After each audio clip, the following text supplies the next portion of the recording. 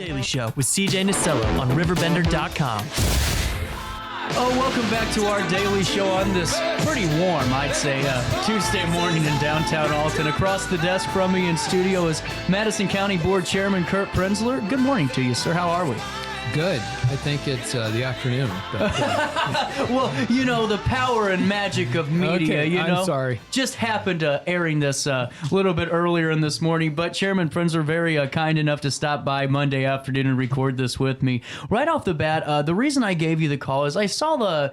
You know, I have to watch myself, too, doing this, is kind of a baited headline where it was discussing the recent county board meeting in regards to litter. And I just wanted to kind of bring you in, sir, because this is something that you've been very passionate about for years now. And I think maybe the headline was a little bit more misleading than the actual meeting, you know, matter itself. And with that being said, you know, right off the bat, take me through just your, you know, your work in regards to litter, because it kind of made it seem like you were, you know, maybe taking a handout, and that wasn't the case. well, the issue came up most recently because I did receive a political donation from the company that is the transporting of the trash.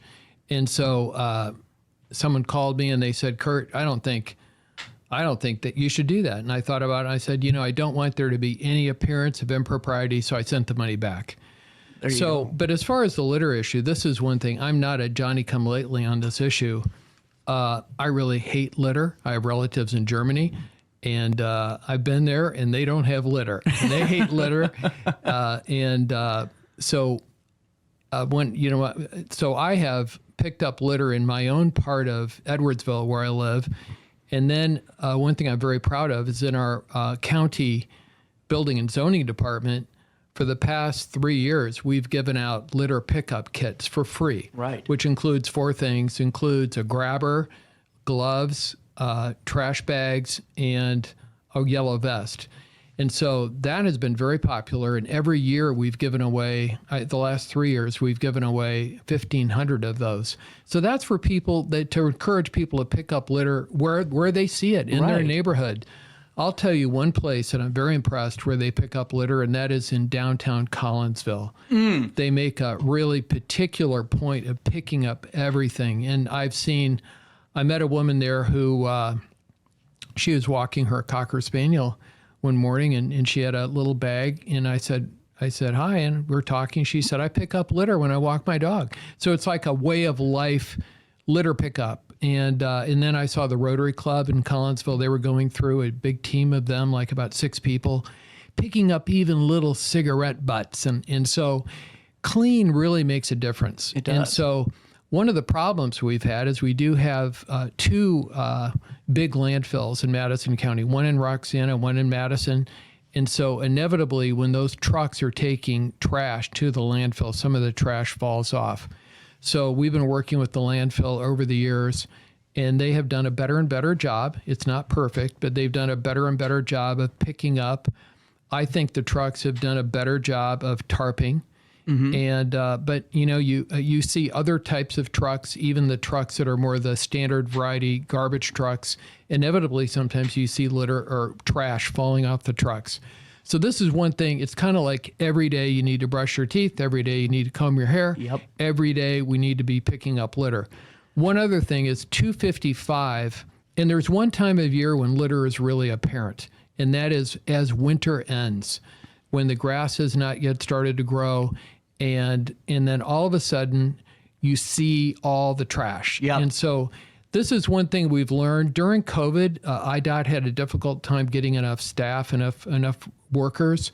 And so now that COVID is over, this year, IDOT has done a better job than they ever have on picking up trash. And then on 255 is unique because you and I cannot go on the side of an interstate highway and pick up litter. No. That is verboten. Yeah, no. And but 255 north of 270 is unique. It looks like an interstate, but it's a state highway, which means that we can adopt a highway and I don't know if you've ever seen the comedy skit of Kramer on Seinfeld when he adopted 1 mile of the Walter Burghardt Expressway. That was one of my favorite episodes. It was a great show. And but we now, even for example, one of the major businesses on 255, they didn't know if they were allowed to pick up litter in front of their business, and so since they knew they were allowed, and it really just came to our attention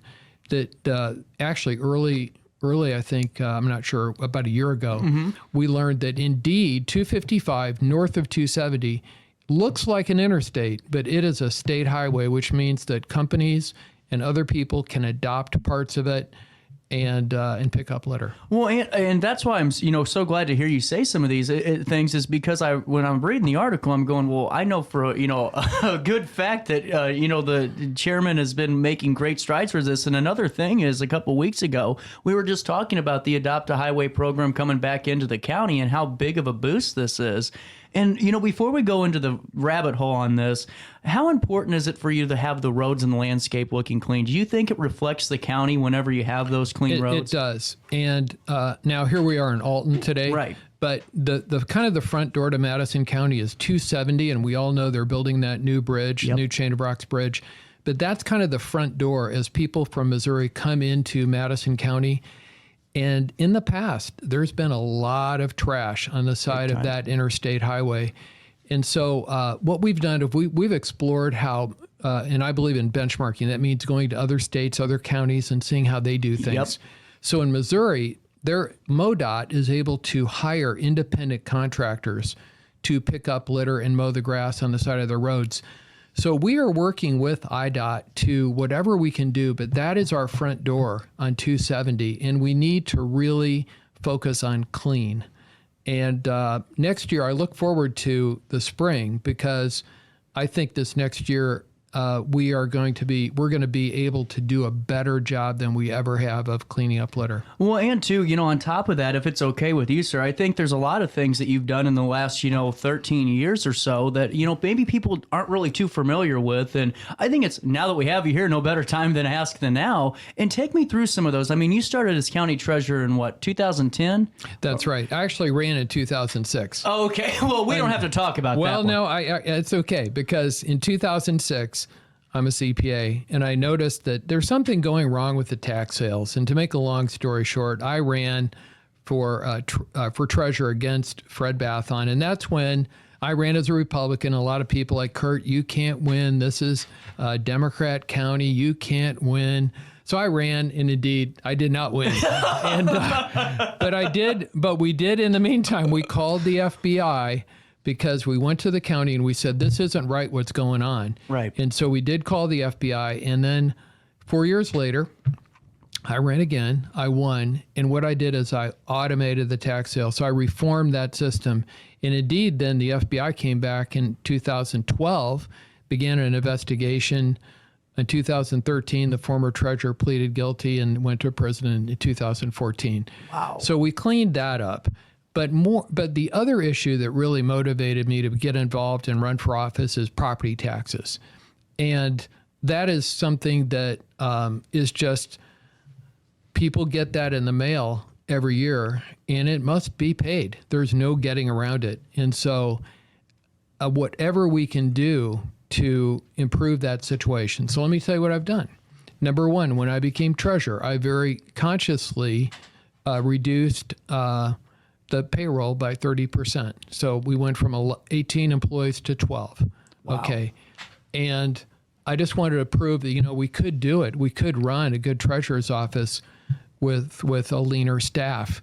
And I wanted to be a good example. Now, that is a drop in the bucket when you consider saving $300,000 a year is a drop in the bucket when you consider that probably today we're collecting $500 million of property taxes in Madison County every year. But I wanted to be a good example as the tax collector. Another thing that has come up is that we've had tax increases that I have opposed. And there have been, there was a 1% sales tax that was proposed to increase all of our sales tax by 1%. And I led the charge to oppose that in 2011. We defeated it. It came back in 2017. Yep. We defeated it again, and it came back in 2018. So we defeated it 3 times. And I did that as a citizen. That wasn't in my job description, but I think in what I've become knowledgeable about taxes during my time in office. And I will tell you, it's easier to raise taxes than to reduce taxes. And it is, and when people get elected, oftentimes they start thinking, well, if I could tell a stupid story. Okay, so you've got Tonto and the Lone Ranger, and they're on their horse and they're going across the mesa.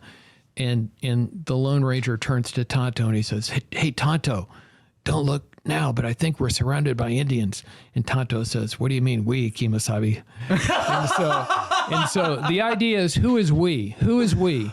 And I think oftentimes people run for office and they think we, the taxpayer, we, the citizens. They get elected and they think now, we, the board, we, this, we, the taxing district, we need more money. We need to raise money. Well, who's we?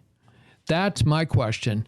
And I think that's oftentimes the change when people wonder, well, that person, he ran for office and he said he was concerned about property taxes, but he's just raised our property taxes. Right. And I think that's one of the things I've tried never to forget, that a lot of people, I would say most people, don't even know or care what we do in county government. I'm sorry to say that. Maybe that's sacrilegious, but they know they get a tax bill in the mail. And let me say about the tax bill. The tax bill, I'm proud to say, in my neighborhood, about 8 years ago, 10.5% of that tax bill went to county government. Today it's 7%. So It went from 10.5% to 7%. Now, where does the rest of it go? Well, it goes to it goes to public schools, it goes to community colleges, it goes to the municipality, it goes to the township. But again, one thing we've done in the county is when I first took office, we reduced our levy. Now, that's a fancy word for how much we grab. Right. The tax levy, that's how much we take. How much we impose. It's not a contribution. How much we impose on properties. So when I got elected, it was the year before they had levied $32.8 million.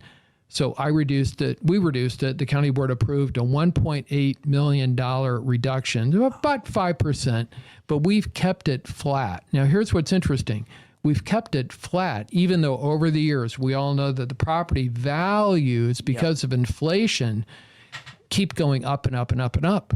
Now, if you leave your rate the same, and you can see other taxing districts bragging about this, we've left our rate the same. That's fine. But guess what?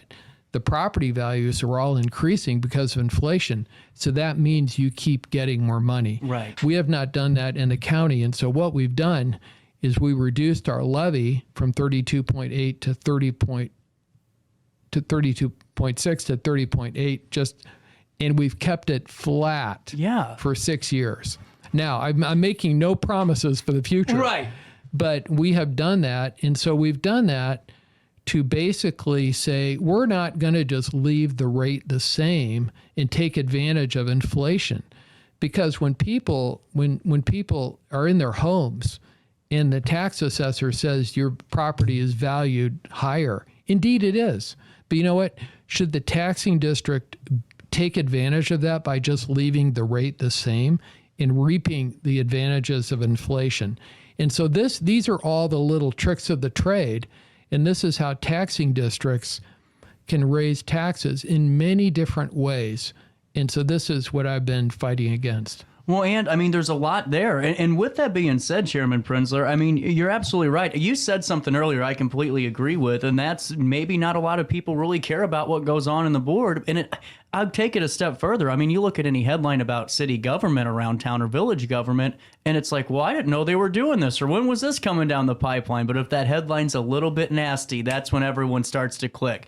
And I wanted to ask you, too, about some of the other things that I've seen you do. I know recently you were around the area collecting signatures in the Wood River area, correct? That's right. Can you take me through that a little bit more further? Well, let me just say taxes is complicated. Yeah. So let me say this is one way that taxing districts can raise money and the voters don't get to vote on it. And it's called this is very technical. It's called a backdoor referendum. And this is how they do it. If they were to put that tax increase or that bond issue, when you're borrowing money, issuing a bond, that's borrowing money. If they put that on the ballot, that's called a front door referendum. In Illinois, we have a loophole, and they don't have this in Missouri. It's called a backdoor referendum, and this is how it happens. Let's say, in this case, the East Alton Wood River High School District, one night they say, hear ye, we're going to issue a bond, $2.4 million. And by the way, we're using the backdoor referendum technique. And the only way the voters get to vote on it is if they scurry around and get 10% of all registered voters to sign this petition that says we want to vote on it.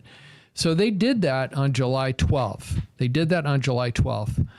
I asked, okay, I'm going to just stick right there so what I learned about it a week later, didn't even know about it. Mm-hmm. So I led a group of people to go out and collect signatures.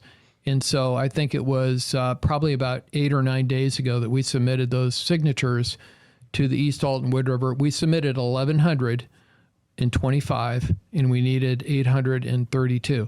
Now that takes a lot of work to go door to door.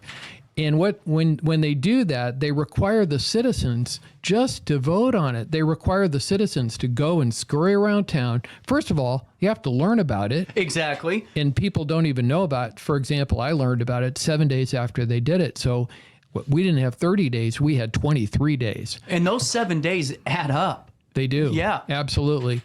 So when you go door to door today in our country, many older people do not open the door. No. And people are a little suspicious. What are you doing here?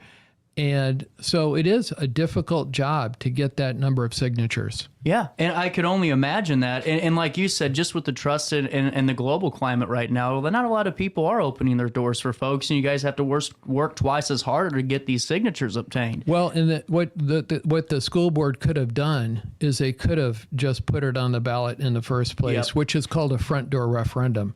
Now, I'll take you back to this is ancient history almost.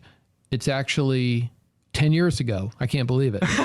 And in the fall of 2013, the Madison County Board, the county board voted to do a backdoor referendum. So what did they do? They said, hear ye, we're going to issue a bond in 30 days or in 32 days. We're going to issue a bond. We're going to borrow $18.8 million. And in this case, they were, and so what? And they said then if we need to vote on it, we need to get 10% of all registered voters. Oh.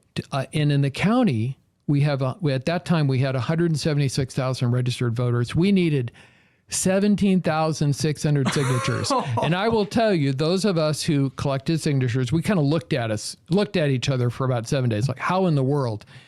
And I know what I did. I left a meeting and I said, I don't know what we're going to do, but I can guarantee I'm going to go out and get 1,000. Yep. So I got 1,300 as it turned out. But it started a prairie fire where by the end of that 3-week period, we had 300 to 350 people gathering signatures across the county. We collected not 17,600. We collected 6,000 more than we needed. We got 23,600. And the people simply said, we don't want you borrowing money, which is going to be repaid with higher property taxes, and we don't want you doing that without our vote. Now, in Missouri, they have an amendment in Missouri, which they passed into their constitution. It's called the Hancock Amendment, and it simply says that if a taxing district is going to issue bonds, that's going to be paid with higher property taxes, it must be approved by the voters at the ballot box. Mm-hmm. And so if you notice when you watch on election night in Missouri and you watch the school bonds, most of them pass. And I'm going to tell you why. Because they do it the old-fashioned way. Because the schools are required, if they want a new gymnasium for the middle school, for example, they have to have meetings with the citizens, and they get an architectural rendering, they get an engineering estimate, they get a cost estimate, and they have to go to the people and say, this is why we want to spend this additional money. They have to sell it. That's the American way. That's the old-fashioned way. Yep. And, with that being said, too, I mean, I could talk to you, Chairman Prenzler, all day long. I know that you're busy and my show's got a schedule, too. But I want to ask you about your time, too, as County Board Chairman, because I know that you're busy. We might not get another chance here for a while to talk. I wanted to ask you, I mean, there's a plethora of things that you guys have been able to accomplish. But one thing I wanted to ask you about is something that kind of doesn't hit close to home, but something I followed was the Wood River Levee District and the embezzlement under the old board. How are you guys able to uncover that and really tackle that? Well, that was actually, and one thing I do as chairman is I appoint people to boards. Yep. And so I appointed people to the Wood River Levee District Board. Now, let me tell you, okay, we're up here in Alton on a hill, on a rock. Yeah. But when you live from Wood River all the way south to Granite City and in the American Bottoms, stormwater is super, super, super important. And so the Wood River Levee District, and then to the south, the MESD, Metro East Sanitary District, very important. So what we did, though, is we did have a situation where under the former administration, they did have an office secretary/treasurer, and it was, I think the bank caught it. Yeah. And so there was embezzlement. And I'll tell you one good part of that story is that we had insurance, and it paid off immediately. Good. But I think that woman, I'm not exactly sure how it all turned out in terms of the investigation, or not investigation, but I think that she's paying the money back, and so that money would be reimbursed to the insurance company. So, but that's why it's another reason to have insurance. Great point. And then, throughout the 6 years, I know there's so many, and we have a couple of minutes left. Take me through some of your, I don't want to say, I guess achievements is the right word, highlights, just some things that you were able to accomplish as county board chairman that you want to highlight today while I have you here. Well, I'd say the Wood River Levee District, we've done a marvelous job there. Also, MESD. Now, we did such a good job at the Metro East Sanitary District that the General Assembly took away one of my appointments, gave it to Granite City to put it back under Democrat control. But my team was in charge from May of 2017 through the end of 2019. In that time period, the MESD, the Metro East Sanitary District, had lost $8 million in the prior 10 years. Wow. And so what we did is number one, we were being overcharged by the Granite City wastewater treatment plant where a lot of the sewage was going. Mm-hmm. We rectified that. We automated the pumps. Literally, they were hiring pump watchers. They were hiring their nephews to go into these pump stations and look at the pumps. And of course, they would just watch videos, and they had a cot, and they would maybe do a little cooking or something. And so what we did is we actually put in an automated pump management system. These things make, and then we also really paid attention to cleaning the ditches. I think, now listen, when you live in Namioki Township or Shoto Township, this is what you think about when it rains really hard.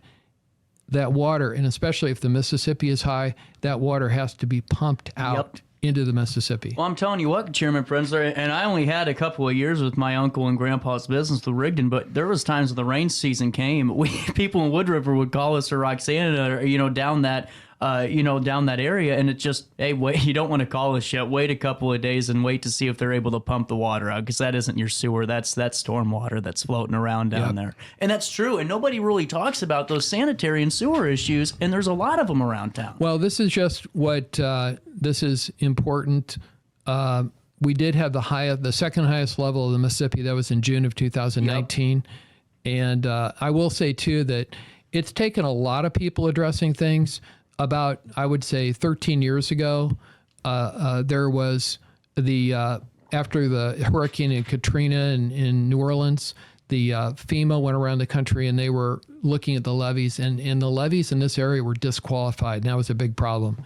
So a number of people worked together to put together a sales tax, which was put in place at that time, 25 cents across both Madison, St. Clair, and Monroe County. That provided the money. Well over $100 million has been invested in the levees. You can see this right as you leave Alton. Even today, you can go south in the Wood River Levee District, and a lot of work has been done over the past 10 years to really improve those levees, because those levees simply cannot fail. No, and you are absolutely right about that. And Chairman Prenzler, I really appreciate your time today. I know we started talking about litter, but I'm so glad to have you here, because whenever you're in public office for 13 plus years, I think people forget about the journey and some of the things that you were able to do.